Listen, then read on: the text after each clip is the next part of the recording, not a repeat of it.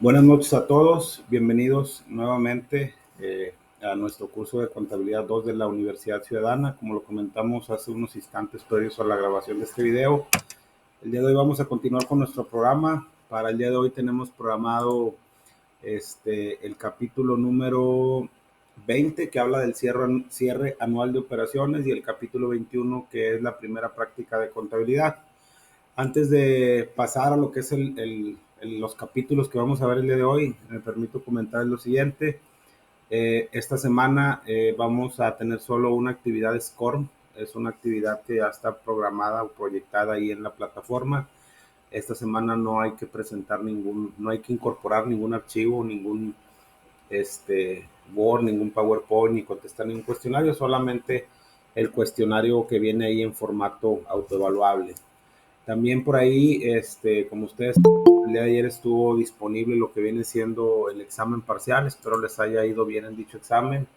Se extendió un día de manera adicional y ya todas las tareas que estaban previamente entregadas por parte de ustedes hasta la semana previa al examen ya están evaluadas, por lo que ahorita técnicamente ya no hay ninguna tarea pendiente de evaluar.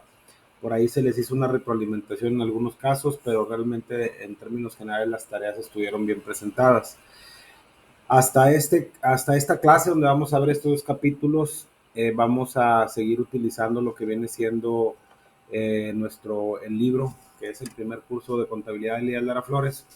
La próxima semana, por ahí el día, si mal no recuerdo, el día 7 de marzo, vamos a continuar con el capítulo número 22, donde hablamos de los sueldos y salarios y su carga tributaria. Y va a ser el último capítulo en el que vamos a ver este libro, o sea, en el cual vamos a tomar como referencia el libro de Contabilidad 1. A partir de la siguiente semana, que es la segunda semana del mes de marzo, tercera, ahí ya vamos a iniciar utilizando el segundo libro, que es el segundo curso de contabilidad, donde vamos a iniciar, si mal no recuerdo, con el capítulo número 1, que habla de las cuentas de orden. ¿Ok? Esos son los anuncios o los comentarios generales. Técnicamente, reitero, ya sus evaluaciones deben de estar bien en sus calificaciones. Si a alguno les llega a faltar alguna evaluación por parte de un servidor, por favor háganmelo saber y con gusto lo evaluamos, pero técnicamente ya no queda nada pendiente. Voy a permitirme presentar un PowerPoint. Por favor, nada más confírmenme si lo ven de manera clara y ya iniciamos con la clase.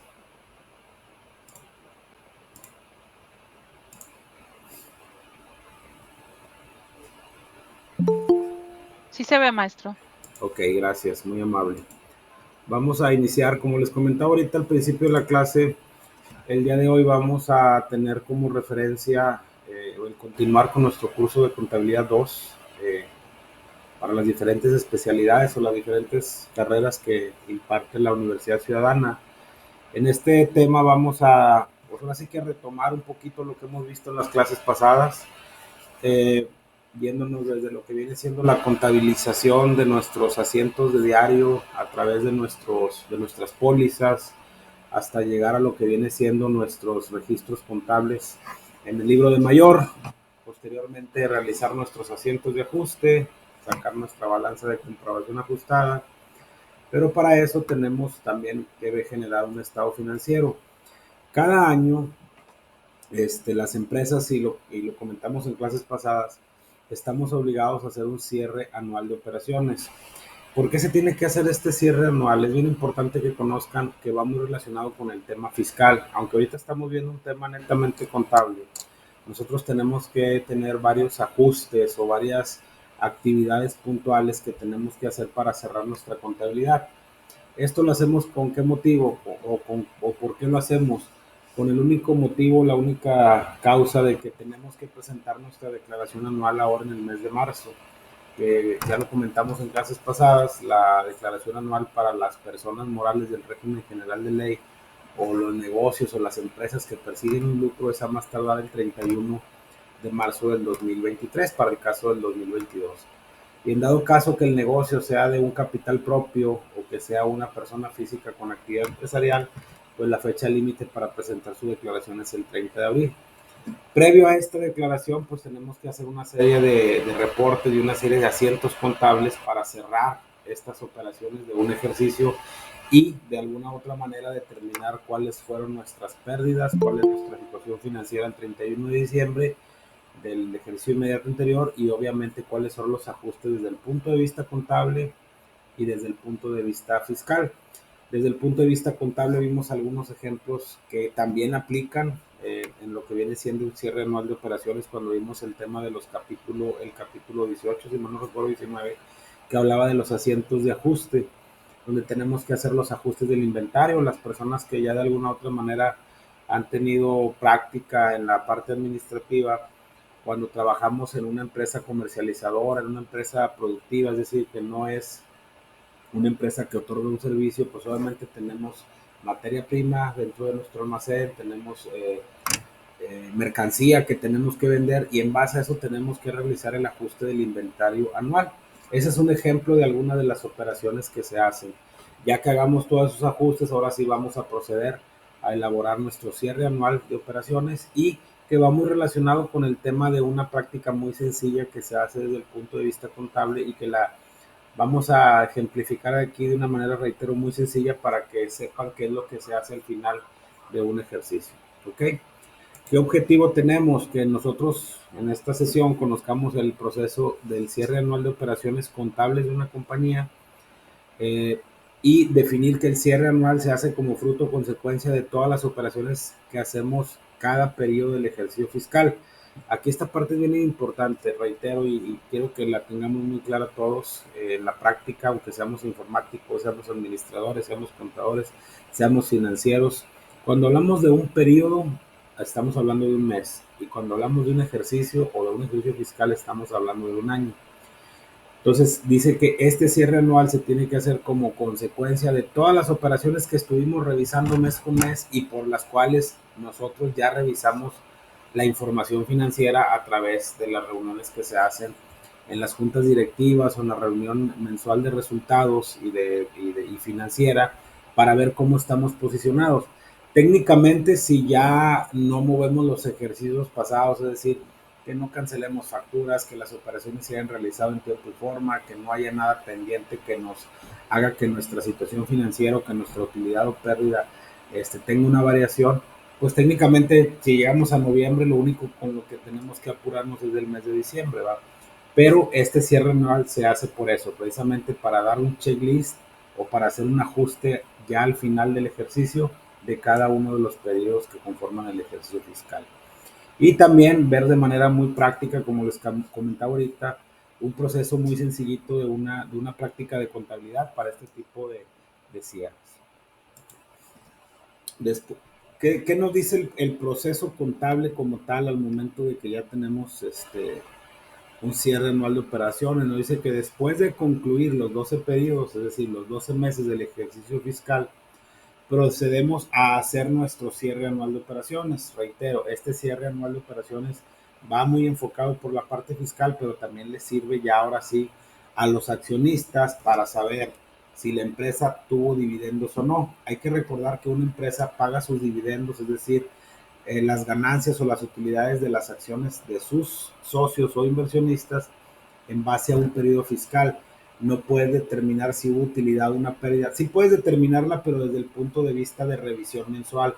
Pero si una empresa tuvo una utilidad durante un ejercicio fiscal, ahí es cuando los accionistas van a saber si van a poder hacer uso de esas utilidades o si las van a reinvertir o las van a retirar, etcétera. Entonces, es por eso que es bien importante que tengamos este cierre anual de operaciones desde el punto de vista contable y desde el punto de vista fiscal.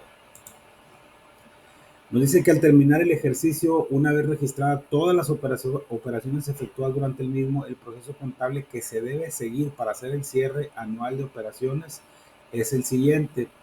Se formula una balanza de comprobación con las cuentas que aparecen abiertas en el libro mayor. Aquí esto es bien importante.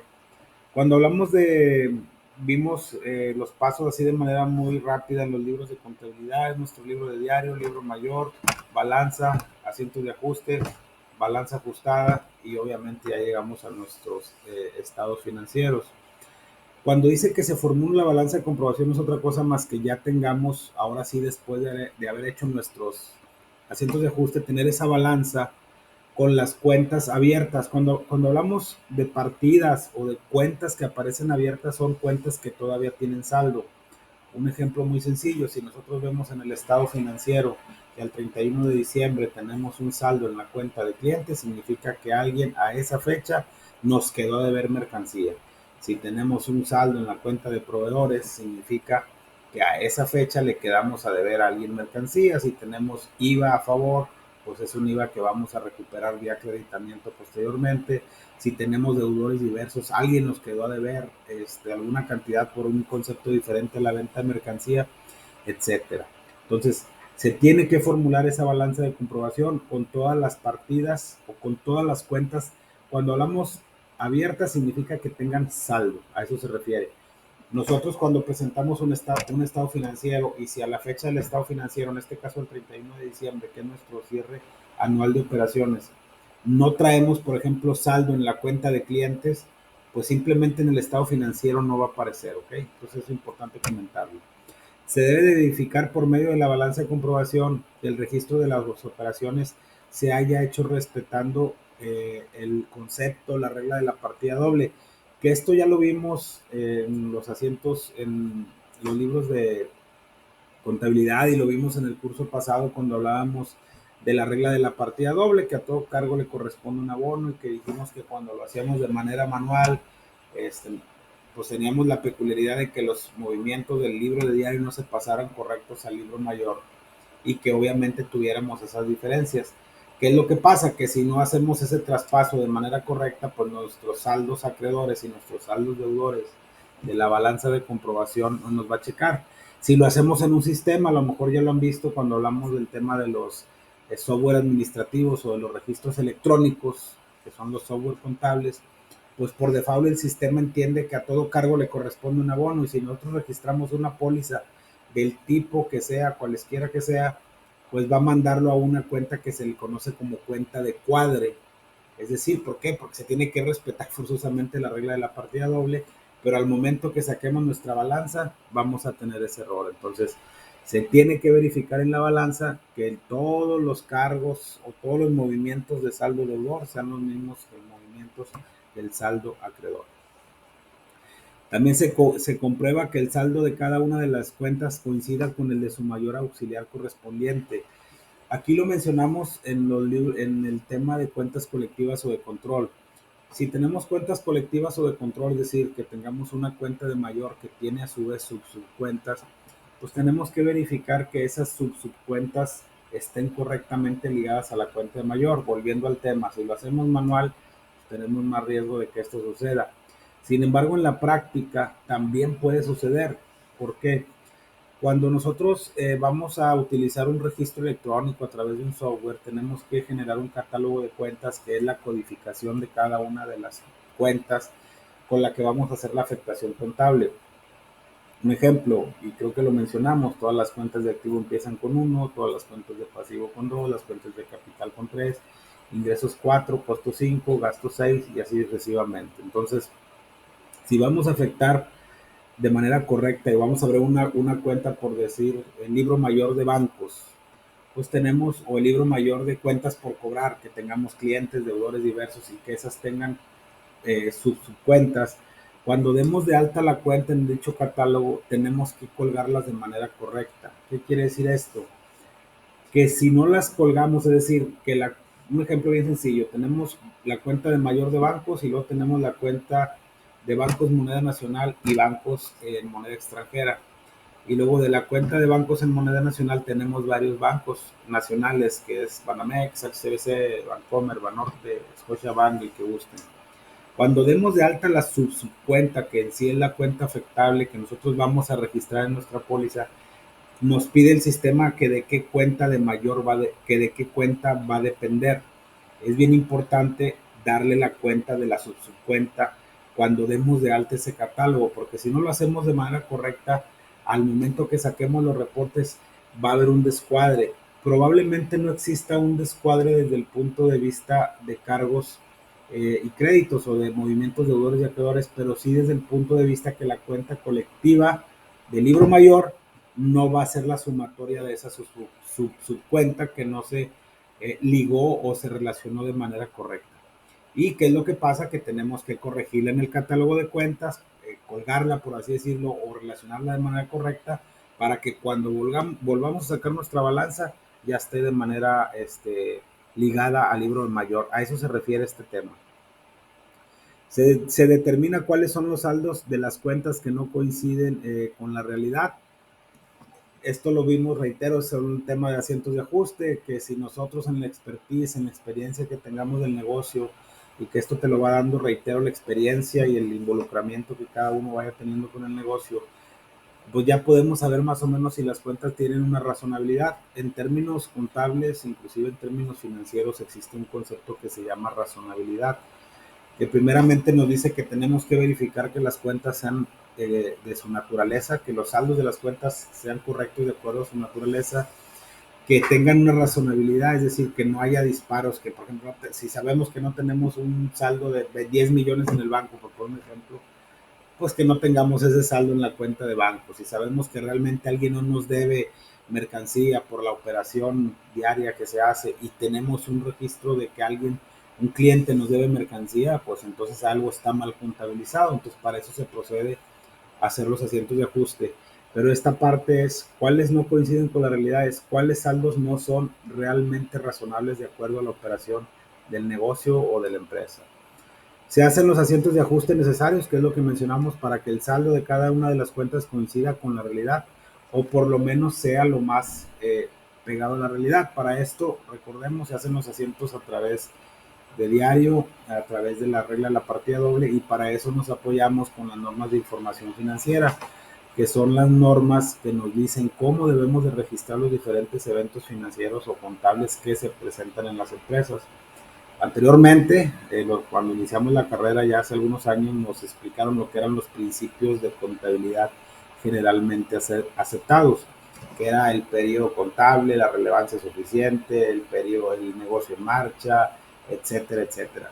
Y que obviamente vinieron a ser sustituidos por este NIF, que no es otra cosa más que una manera más puntual de decirnos cómo se deben de registrar las operaciones. Después de esto se formula una nueva balanza en la que figuren los saldos de las cuentas ya ajustados, ya lo mencionamos. Se hacen los asientos de pérdidas y ganancias para determinar o la utilidad o la pérdida del ejercicio. Esto ahorita lo vamos a ver, es decir, se cancelan todos los movimientos deudores, se cancelan todos los movimientos acreedores y al final determinamos si existió una pérdida o una utilidad en el ejercicio. Y se hace un asiento de cierre que ahorita lo vamos a comentar. Se elabora el estado de resultados, que es el estado que nos muestra si la entidad a un periodo determinado generó una utilidad o una pérdida y cómo se determinó esa utilidad o esa pérdida, que reitero, esto ya lo vimos en el curso de contabilidad 1. También se formula nuestro balance general, nuestro estado de situación financiera, nuestro estado de situación patrimonial, como le quieran decir, para saber al cierre de ese periodo cómo quedó nuestra situación financiera y tomar decisiones respecto al futuro de la empresa.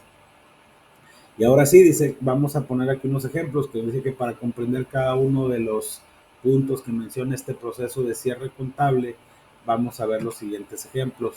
¿Qué es la balanza de comprobación? Ya mencionamos que es un documento. La balanza de comprobación como tal no está considerada un estado financiero.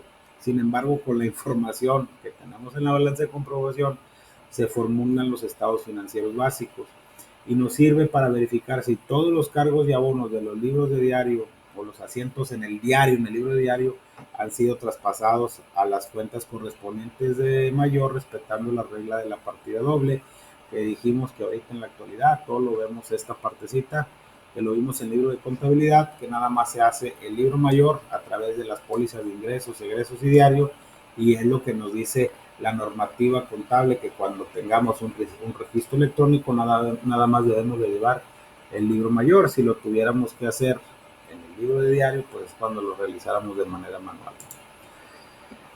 Aquí podemos ver un ejemplo de lo que vienen siendo los saldos que nos puede presentar una balanza de comprobación. Generalmente las balanzas de comprobaciones están constituidas de la siguiente manera: tienen un saldo inicial, tienen un movimiento y tienen un saldo final. Aquí no quise poner un saldo inicial, nada más es una referencia. Si se fijan, la cuenta de bancos, por ejemplo, a este periodo, suponiendo que fuera el 31 de diciembre, tuvo movimientos deudores. Todos los cargos que se le hicieron a la cuenta de bancos a través de los asientos fue de 1.216.000. Todos los créditos fue de 770. Nuestro saldo es deudor. ¿Por qué? Porque 1.216.000 menos 770 nos da 446.000 pesos. Y así en cada una de las operaciones, si se fijan, estas operaciones, tendríamos que ver todos los asientos para ver cómo determinamos estos saldos, pero al final tenemos unos saldos deudor y acreedor. Si se fijan, pues aquí tenemos proveedores, que es de naturaleza acreedora, impuestos por pagar, que son de naturaleza deudora, bancos, almacenes y sucesivamente, pero siempre deben de ser las sumas iguales, porque esto significa que los asientos contables se hicieron de manera correcta y respetando la regla de la partida doble. Si sacáramos esta balanza a través del sistema electrónico y por alguna situación no registramos bien una póliza y nomás afectamos una cuenta, nos lo va a mandar a una cuenta de cuadre y en el sistema nos va a aparecer aquí que dice existen, los saldos no coinciden, favor de verificar, y te metes a la cuenta de cuadre que por default el sistema la pone, y ahí va a estar en qué póliza no metiste la contrapartida y tienes que hacer el ajuste para que se haga de manera correcta. Aquí puede haber 2.443.700 y aquí 2.441.500, por poner un ejemplo. Hay que ver esa póliza y hacer el registro correcto para que quede bien presentado en la balanza de comprobación.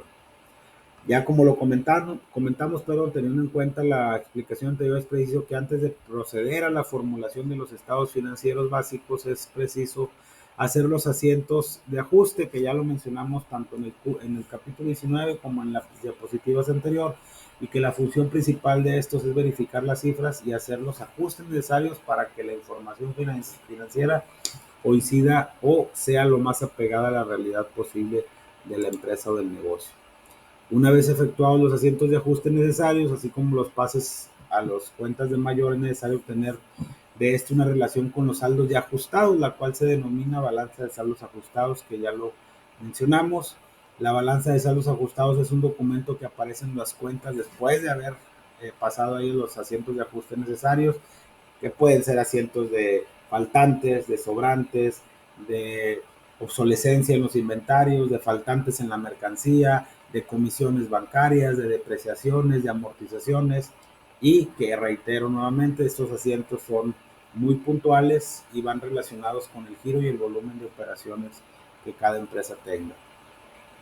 A continuación se indica en forma práctica el proceso que se debe de seguir para la elaboración de los balances o la balanza de los saldos ajustados, partiendo de una balanza de comprobación y tomando como base los datos que aparecen después de ella para hacer los asientos de ajuste correspondientes, que esto ya no tiene mucho caso mencionarlo. Aquí lo vamos a mencionar muy global, si suponiendo que tengamos un faltante de 8,000 pesos que tiene la cajera, pues tenemos que cargarle al deudor con abono a la caja. Si tenemos una renta e IVA de una caja de seguridad que el banco descontó de nuestra cuenta de cheques, que viene siendo no es otra cosa más que un gasto que no estaba bien reflejado, pues le cargamos al gasto, o en este caso sería un activo diferido, porque es una renta pagada por anticipado, ¿verdad? Un IVA acreditable y nuestra cuenta de bancos, y así sucesivamente. Ya que tengamos esos asientos de ajuste, tenemos que hacer los asientos de pérdidas y ganancias. Los asientos de pérdidas y ganancias, también nombrados traspasos, se hacen al terminar el ejercicio para transferir los saldos de las cuentas de resultados a la de pérdidas y ganancias, con el objeto de conocer la utilidad o la pérdida del ejercicio. Ahorita lo vamos a ver. Dice, los saldos de las cuentas de resultados se deben tomar precisamente de la balanza de los saldos ajustados, es decir, ya que hayamos verificado que no tengamos ninguna operación pendiente de registrar. Para traspasar los saldos de las cuentas de resultados a la de pérdidas y ganancias, se acostumbra a hacer dos asientos.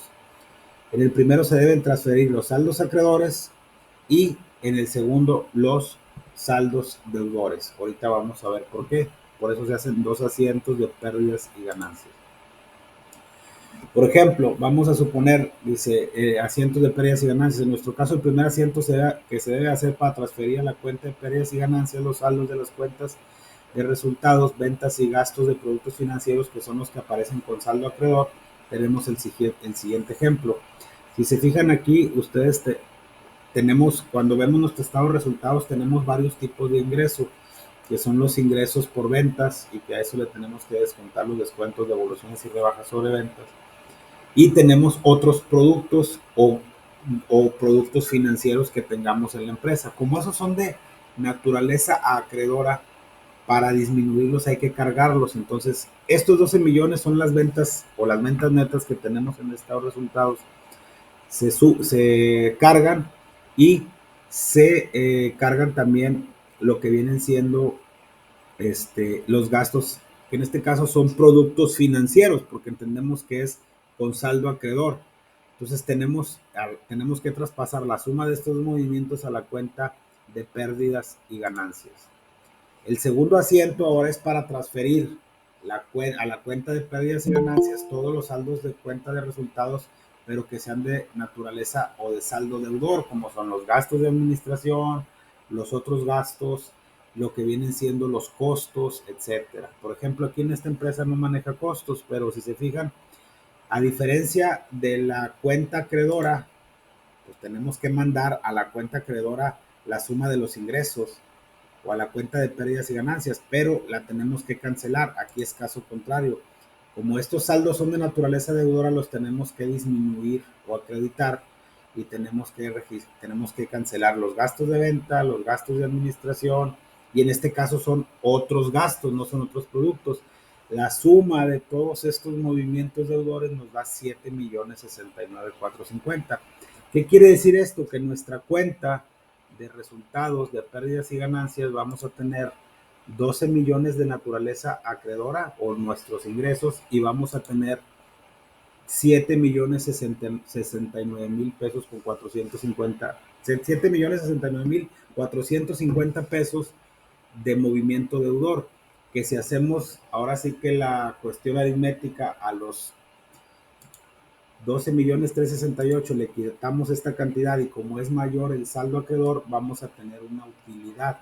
Si los gastos fueran mayores que los ingresos, pues tendríamos una pérdida contable. ¿Ok? Dice, esos son los asientos que se tienen que hacer para determinar la utilidad. Reitero, este proceso ya lo hace inclusive los sistemas los hacen en automático. Se tiene que hacer un respaldo de la información, se hace un cierre del periodo y luego se hace el cierre anual, ya después de hacer todos los ajustes, y en automático estos asientos que estamos viendo, el sistema ya te los hace y te cuadra obviamente con lo que traes en tu utilidad o tu pérdida. Estos dos asientos, si los canceláramos, no es otra cosa más que ver el estado de resultado, güey. Pero lo tenemos que hacer para cerrarlo.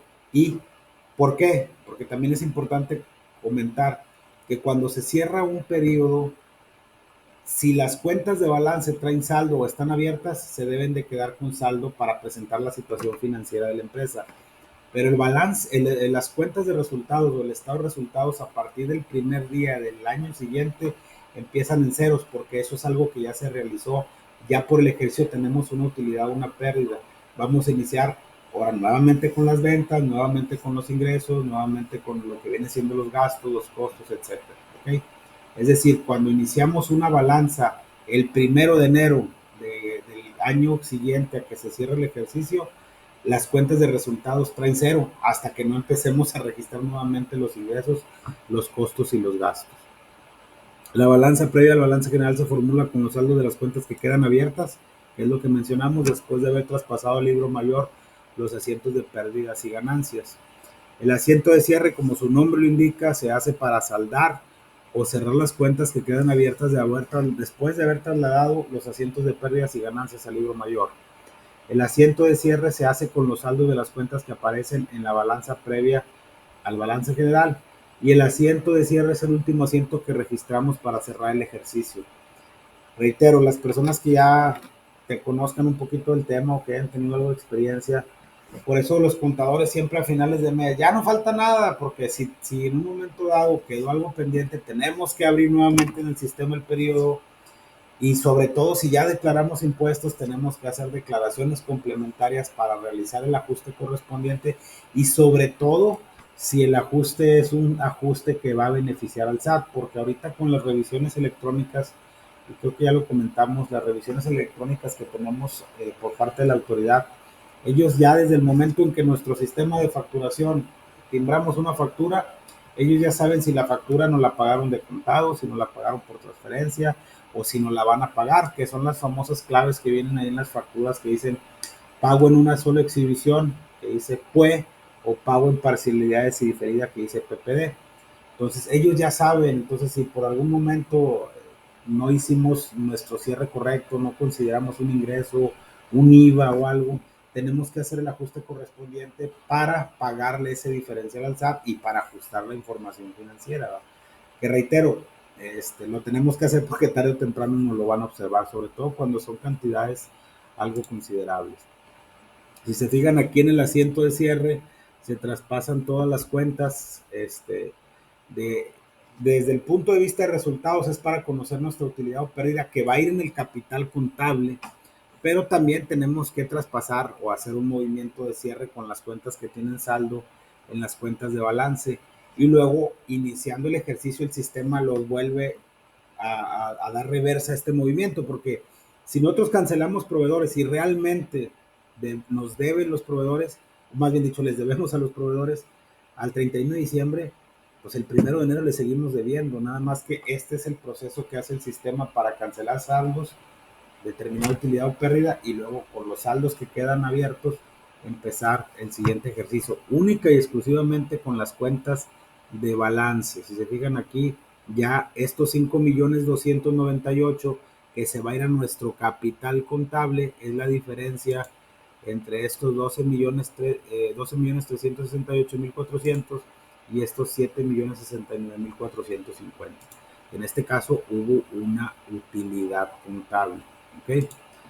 Asiento de reapertura, como ya lo mencionamos, al empezar el ejercicio se debe hacer en el libro de mayor el asiento de reapertura precisamente con las mismas cuentas, con estas que están aquí, y saldos que contienen el asiento de cierre, pero invertido en su orden, es decir, se cancela para generar la utilidad y después se vuelve a abrir el asiento de reapertura, se cancela y luego se le da reversa, pero ya con la utilidad plasmada en el capital contable.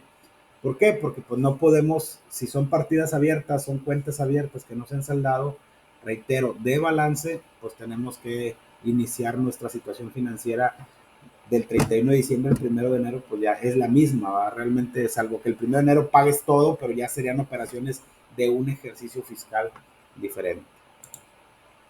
Aquí viene un ejemplo de un asiento de apertura o de asiento de apertura de inicio de operaciones para un ejercicio, que es lo mismo.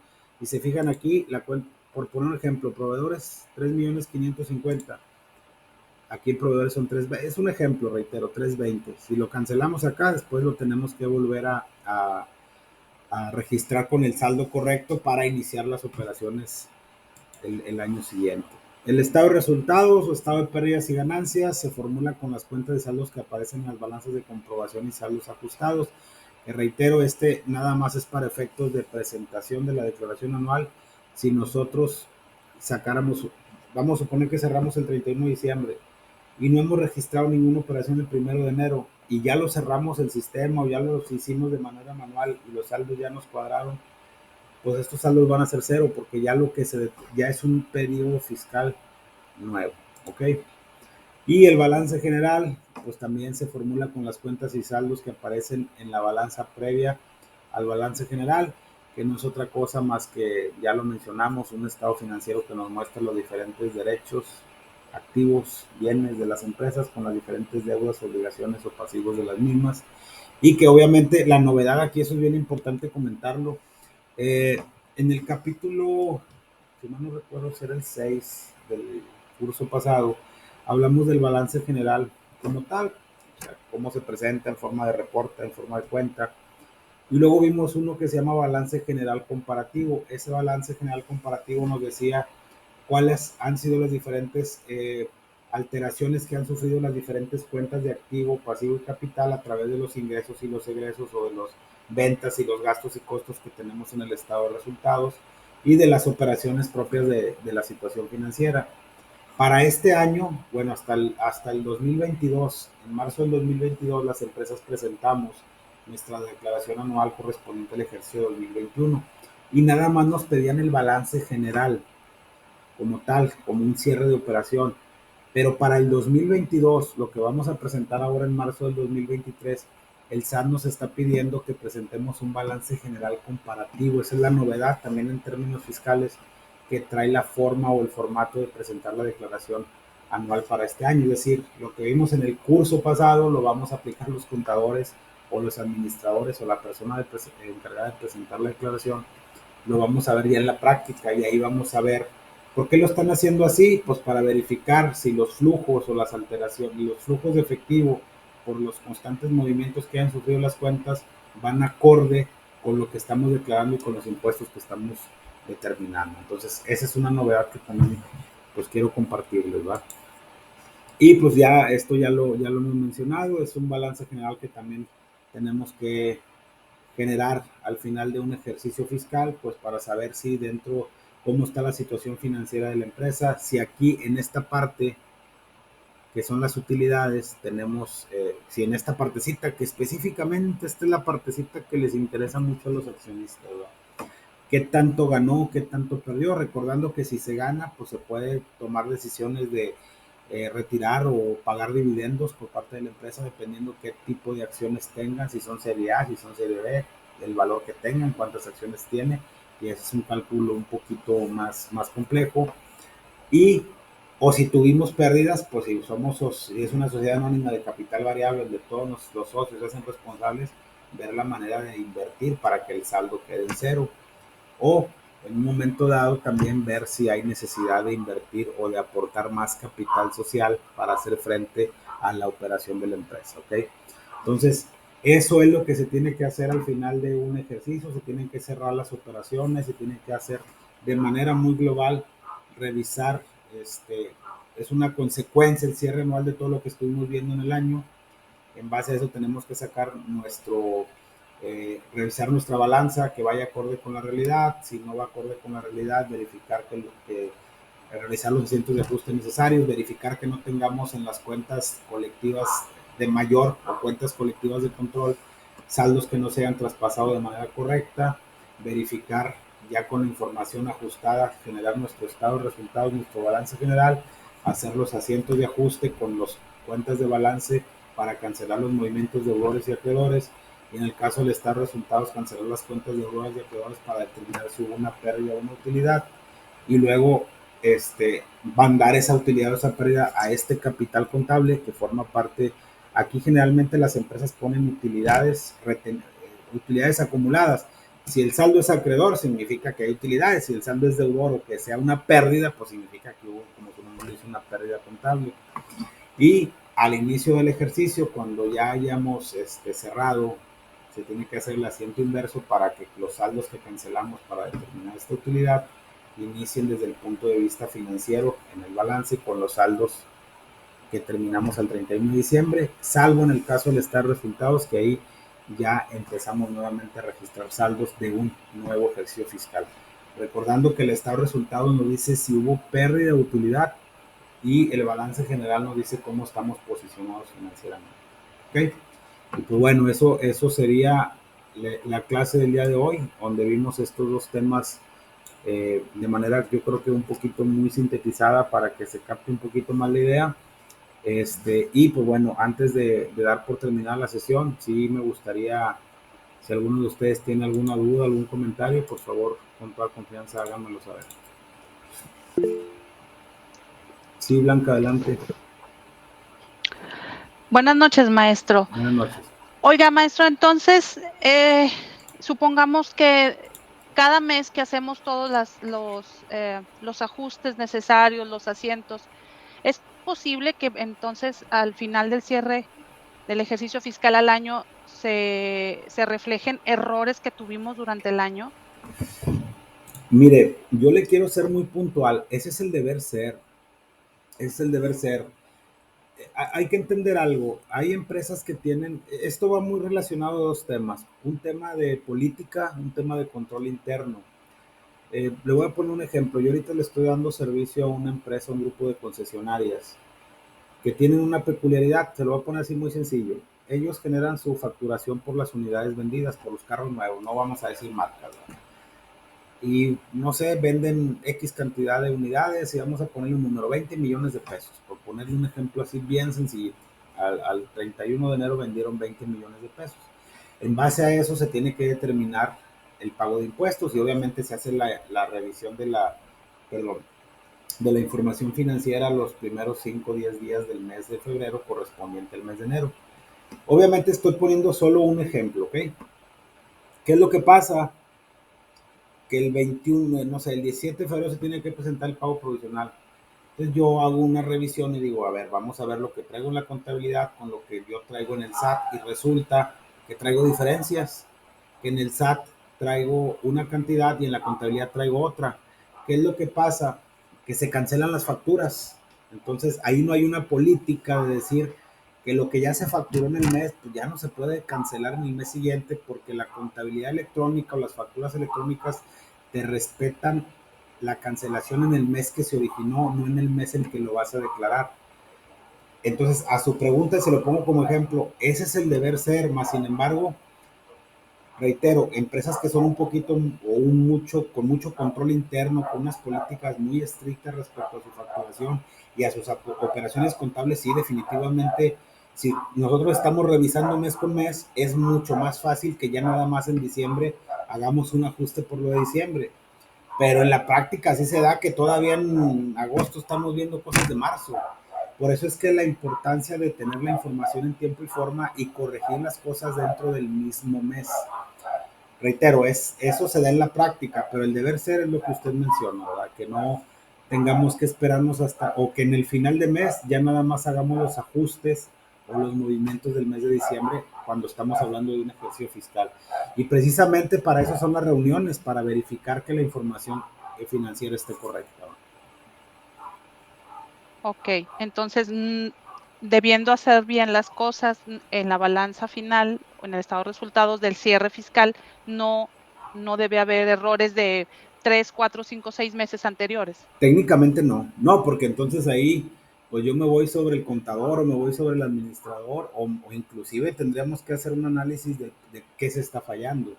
Hay que recordar que en la parte administrativa es un poquito compleja porque ahí todas las áreas están interrelacionadas, el de ventas, el de compras, el de contabilidad, el de tesorería, el que guste y mande, ¿va? El de comercial, etcétera, etcétera. Entonces, tendríamos que ver dónde está la falla, porque a lo mejor no es una falla contable, es que no está fluyendo de manera correcta la información o el sistema no está siendo funcional para que la información la tengamos en tiempo y forma. Ese es el deber ser, más sin embargo, reitero, hay ocasiones en que sí se presentan esas situaciones y ahí es donde se tiene que hacer un análisis de dónde está la falla para corregirla. Porque es bien importante corregirla, porque nosotros estamos revisando la información mensualmente y en base a eso estamos tomando decisiones. Si nos vamos de un lado muy extremista, estamos tomando decisiones de manera incorrecta, pues las decisiones van a, vaya, si la información que estamos analizando está incorrecta, pues las decisiones que vamos a tomar están incorrectas. Ok. Maestro, quiero terminar con una segunda pregunta para usted, no sé, en su caso o en un futuro para nosotros. Maestro, el software electrónico que llevan las empresas de contabilidad, eh, ¿es deber nada más que usted como contador lo conozca o también puede estar asistido por el ingeniero en sistemas? Mire, esa es una pregunta muy buena porque creo que muchos de ustedes van para la parte de licenciatura en informática administrativa. Yo soy egresado de la Facultad de Contaduría Pública y Administración de la UNI y en aquel tiempo, como aquí en la Universidad Ciudadana, se impartía esta carrera. El deber ser, para mí, inclusive yo creo que los licenciados en informática administrativa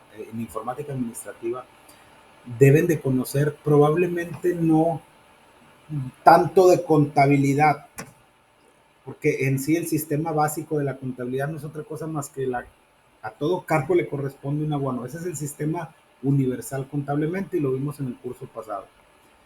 Más sin embargo, sí tienen que conocer el software porque los informáticos administrativos conocen o deben de saber los requerimientos técnicos que debe de tener ese software. Por ejemplo, un Compact. Pues oye, vamos a poner un software así de los magníficos que es el SAP. Oye, el SAP requiere cierto servidor, requiere cierta característica técnica de la computadora, cierto procesador, inclusive hasta cierta resolución. Entonces sí es importante que los gerentes de sistemas, los informáticos administrativos, a lo mejor ellos no van a hacer el catálogo de cuentas, ¿verdad? Eso lo va a hacer el contador. Pero a lo mejor el contador, a mí me ha tocado instalar los software porque, por ejemplo, el Compact es muy amigable. Pero si ya estamos hablando que es un sistema en línea, que va a ser por módulos, que va como un RP en forma, claro que los gerentes y los licenciados en informática tienen que estar involucrados, sobre todo por la parte técnica de cómo se va a implementar desde el punto de vista del software y desde el punto de vista del hardware. Es decir, qué requerimientos técnicos necesita tanto en software como en hardware para que ese sistema o ese paquete contable funcione de la mejor manera. Muchas gracias, maestro. Muy bien. Gracias a usted. ¿Alguna pregunta, algún comentario adicional? Por favor, con toda confianza antes de cerrar la sesión. Sí, Toño, adelante. Buenas noches. Hola, profe, buenas noches. Sí, buenas noches. Entonces, esta semana, ese cuestionario Scrum, esta semana. Sí, nada más es el puro cuestionario en Scorp. No se va a hacer ninguna otra actividad. Ok, profe, gracias. Muy bien. Buenas noches, profe. Al inicio de la clase mencionó que un periodo es igual a un mes, pero ya no alcancé a escuchar las otras dos definiciones de Sí, un año. cuando hablamos, hay que recordar que un ejercicio fiscal corresponde, el primer concepto es el ejercicio fiscal, que es, comprende, de acuerdo a la ley, del 1 de enero al 31 de diciembre del año que corresponda. En tema administrativo y en tema fiscal, los ejercicios fiscales están comprendidos por periodos, que no es otra cosa más que los 12 meses o los 12 periodos del año. En el término administrativo, las empresas revisamos la información de manera mensual para ver cómo estamos posicionados, cómo vamos en cuestión de resultados y para saber también los contadores en cuanto a toma de decisiones, cómo está la determinación de nuestros impuestos y en base a esa información financiera, qué decisiones vamos a tomar. No sé si esa es tu pregunta. Sí, gracias. Muy bien. Gracias a ti. ¿Alguien más que tenga alguna duda, algún comentario? Buenas noches, profe. Buenas Lo mío noches. es un comentario. Yo apenas estoy entrando al tema o al conocimiento de lo que viene siendo de contabilidad, y ahorita que estamos tomando estos capítulos, el 20 y el 21, No, a ver, permíteme puedo tantito comprender. porque no la escucho muy bien. Déjeme ajustar aquí el micrófono porque no la estoy escuchando muy bien. Permítame. Ok. Ahora sí, dígame nuevamente. Ok, ¿ya me escucha, Sí, profe? ahí ya la escucho muy bien, disculpe. ¿Ya? Sí. Ok. No hay cuidado. Le comentaba que ahorita en este último capítulo, profe, entiendo así, quizá porque ya terminó todo el proceso de lo que se trata el tema, y estoy entendiendo muy bien, todo coordina una cosa con la otra. Leí el libro, me gustó mucho el siguiente capítulo, el 21, que el alumno tiene que hacer el ejercicio y el material y las hojas que se piden para hacerlo, que por el tiempo yo digo que no lo vamos a hacer, ni nos lo pidió, ¿verdad? Pero sí, está muy interesante, profe, y sí estaría bueno que el que quisiera, ¿verdad?, hacerlo, lo hiciera, porque es como para practicar de todo lo que hemos estado viendo. Sí. Nada más le digo, le aprendo mucho, profe. Muchas gracias, era todo. No, le agradezco. Era lo que quería comentar. Sí, voy a ver si por ahí tengo yo algunas prácticas que les puedan servir a ustedes para que las vayan viendo. Digo, qué bueno que tengan esa inquietud. Entiendo que van para una especialidad que no es netamente contable ni técnica, desde el punto de vista, reitero, contable, pero sí es importante que lo conozcan. De hecho, creo como tal, nos falta un poquito de tiempo. De hecho, yo estoy viendo con la universidad que haya también, digo, no yo, ya por ahí la universidad está viendo la manera de dar la carrera de contabilidad, de contador público. Reitero, ustedes van para otra área, pero sí es bien importante que conozcan, sobre todo porque van a tener mucha relación con la parte administrativa desde el punto de vista contabilidad. Por eso es que es bien importante que conozcan, no que sean expertos, pero sí que conozcan cómo funciona la contabilidad.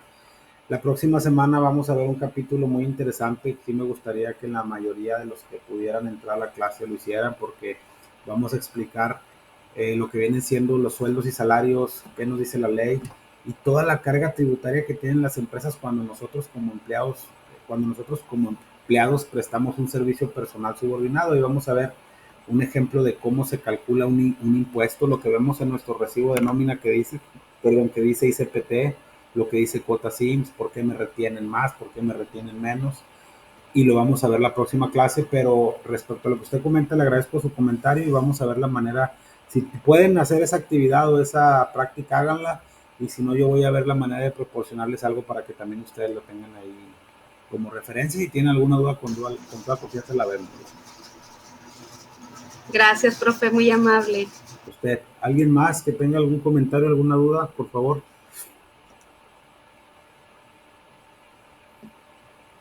No, bueno, si ya no tenemos comentarios, no tenemos dudas, les agradezco mucho su atención. Hay que darle tiempo no sé si ahorita tengan programada por ahí otra clase, pero vamos a tratar de cumplir con lo establecido en la sesión, en el tiempo. Les agradezco nuevamente su participación. Son muy puntuales las personas que se conectan. Les encargo mucho su tarea, es una tarea muy sencilla, y nos estaríamos viendo el próximo martes a las 9 de la noche, donde veamos este tema que les estoy comentando, que está muy interesante y que sí me gustaría que en la medida de lo posible asistieran.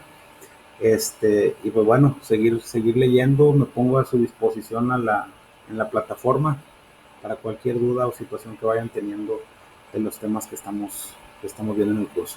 Muchísimas gracias y que tengan buenas noches. Muchas gracias, maestro. Buenas noches. Buenas noches, profe. Gracias.